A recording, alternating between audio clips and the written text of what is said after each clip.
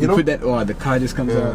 Yeah. But that's S-Class, bro. Oh yeah, that's S-Class. S-Class after that. You know the S-Class, you buy it and then you click whatever it is, and the wrong color comes out. No, not only that, you're waiting for the animation. You wait for the animation to come out, then the rims is not the one you personalize, you know, all that. So hey dude, I spend money. No, that problem was particularly in the Maybach. In the Maybach, yeah. Where you buy Maybach and then it comes out as a standard Mercedes. S-Class come out. Dude, I paid 3 times more. Is it 3 times?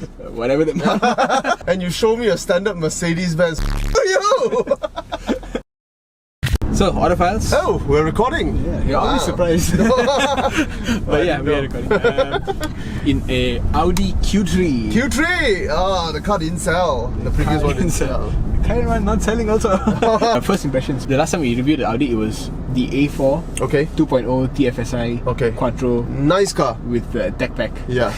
Yeah, it was a very long name, but it was a nice car. Nice we car. both liked it. The one in red. I won't buy it lah. We wouldn't buy it lah, but I mean the pricing was okay at the time. What happened was Audi Malaysia kind of shrunk to the point of disappearing. Like when we asked them, did Audi Malaysia die? They said, no, we still maintain a presence. Yeah. But you know, half their staff got laid off. Okay. It's basically Singapore took over a lot of their... I thought they are dead. So first impression, what's yours? My first impression is, well, this car didn't register in my head. I didn't know it was. I thought it was Q2, Q5, Q7, Q8. Yeah. I didn't realize Q3 was a Q3 then. It was also a Q3 being plugged in. That's sad, man. That's just sad. And to be honest, this segment to me, even though it's growing, it never was impressive to me. Okay. Like BMW X1, GLA, I found it quite horrible, to be honest. After contextualizing it, my first impression is, actually, this is not too bad. So my first impression is that I was very impressed actually when I first got in here. Because when you say Q... It's 3, right? Q3, yeah. I was expecting something really small and really restrictive lah.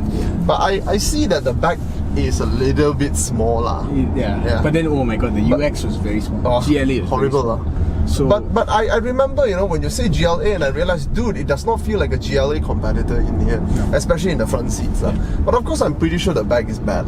But it doesn't have that headroom problem. It's airy enough. You know, it feels like a C-segment vehicle. Yeah, this feels like an A4. Yeah, it feels like an A4, right? Yeah. I mean, it feels like an A4 from like 2 generations ago. Not the latest one. The latest one is actually large. But so I don't feel restricted in space. The seats are a tad small, but I don't notice that they are that small. It's not just ergonomics for you. It's also a lot of like big cubby holes. Right. Yeah. I see a giant liter bottle in here. I wonder what it's doing there. Yeah, actually I was thirsty just now. It doesn't feel like a small car. No. And it doesn't drive like a small car. I think the first impression I wanted to say is that when I got in here, I get in contact. The most Audi I touch is an Audi TT. And this car reminds me instantly of the Audi TT, even though they are almost 10 years apart. The feel is there. The feel is exactly there. The steering feel is exactly the same. Something about that lack of smell or that funky, I don't know, sterility of its design language. I have to say it feels very premium. I mean, not only a sight thing, it's not only a sight thing. You know, you see a lot of expensive material. The edges is very spaceship. Every single aircon vent here is bespoke. Correct. There's no repeating of the pattern. And you know, the feel of everything is premium. I mean, ayo, cannot complain lah. Let's talk about performance. Performance. Facts boy! 1.4 litre TFSI. What the hell? 147 horsepower. Oh, they tune it to road legal max lah. And 250 Newton meters. It's not bad. It's not bad. But I have to say the car's not light. I was surprised at 1.5 ton. More than 1.5. More than 1.5 ton. 1.5 something. Without even the quattro system. Which is really odd. And then you put in the quattro, it's 1.6 plus. Yeah. Oh, what the hell, man? You know, what happened to the car? Why so heavy, man? But that being said, I have to say, the performance, it's brisk.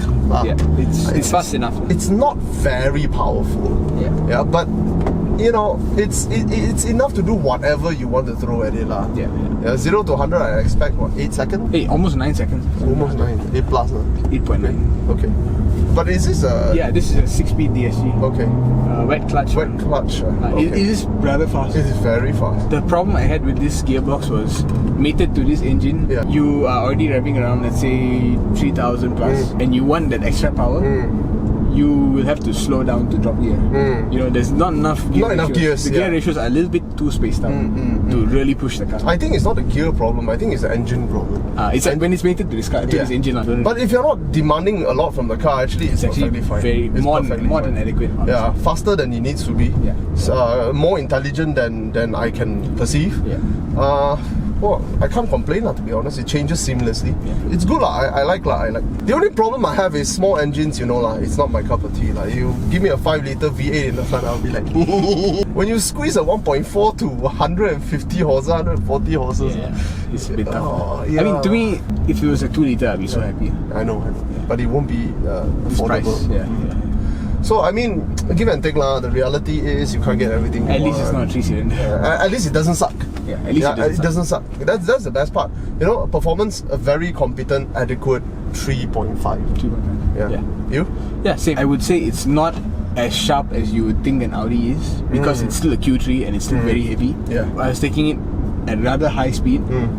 Braking, accelerator feel, all very spot on. Yeah. Gear changes all the way fast. But when you're taking a turn at very high speeds, you will tend to feel the weight of the car. Oh. And it'll tend to understeer a little bit. Oh, it does. But that's a very Audi quality understeering. Yeah. So you will have to brace yourself and slow down in corners. Comfort, we have to talk about comfort as well. Yeah. Amazing.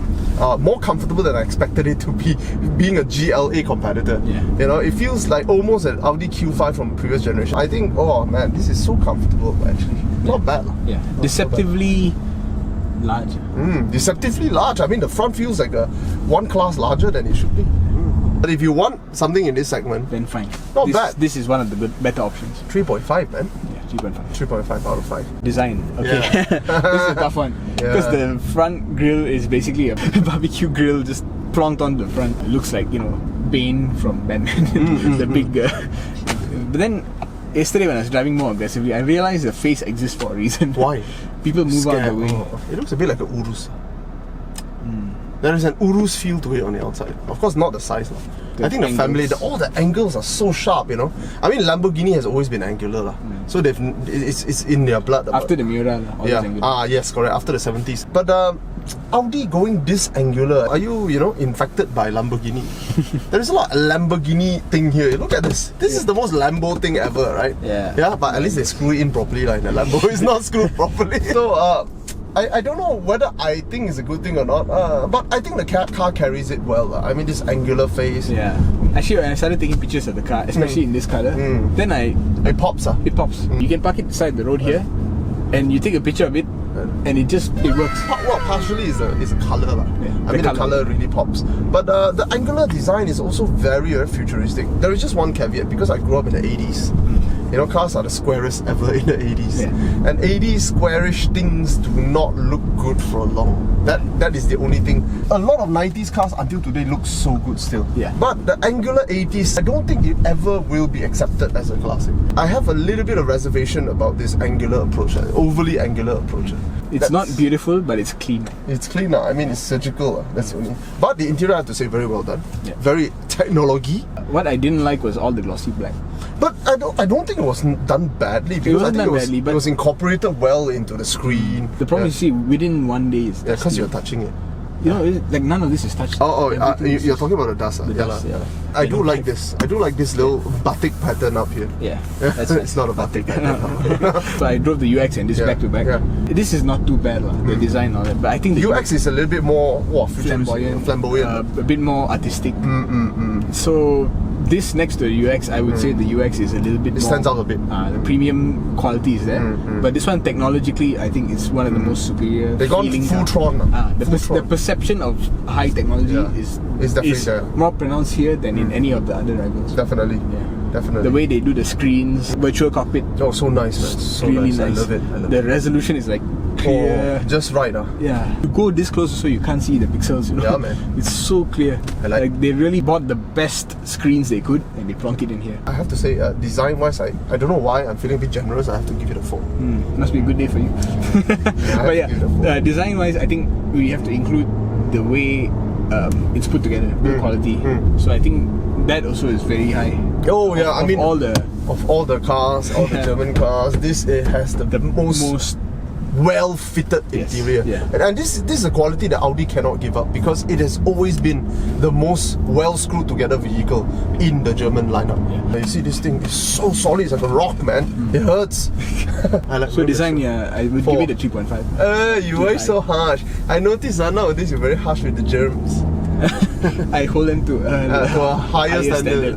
Because they are charging more. Yeah, I know. They are charging sometimes double. Yeah. You better deliver double. Yeah. You don't deliver double, I will judge you. Alright, value. Let's play. Varu. You would guess 250. I would guess 250 lah. 250. Because anything more than this, to be honest, susah lah, bro. Yeah, you're already like 3 Series. Yeah, I mean the 3 Series is so freaking easy to love, man. Yeah, pretty, capable, new, modern. Look like Lexus. Yeah, looks like Lexus. Yeah. I've not driven the new 3, but I've driven the X3 based on the new 3, which is really good. Which is really good. Yeah. So 250. 250. Yeah. It's actually 270. Oh, 20,000 more. Convince me now. Why should I pay 20,000 more? You get a power boot. Okay. You get this full. Okay. That is worth 5,000 ringgit. Yeah. It has Android Auto. Okay. Unlike some of the more modern Benzes and BMWs, you actually get standard USB-A and USB-C, which is what I think is very sensible to do. Right. Like imagine they only give you C. Do you have a C cable? I don't. I have. You have C to C or A to C? C to A to C. A to C. How to charge your phone? Die lah. No need lah. Yeah. So all the modern BMWs there.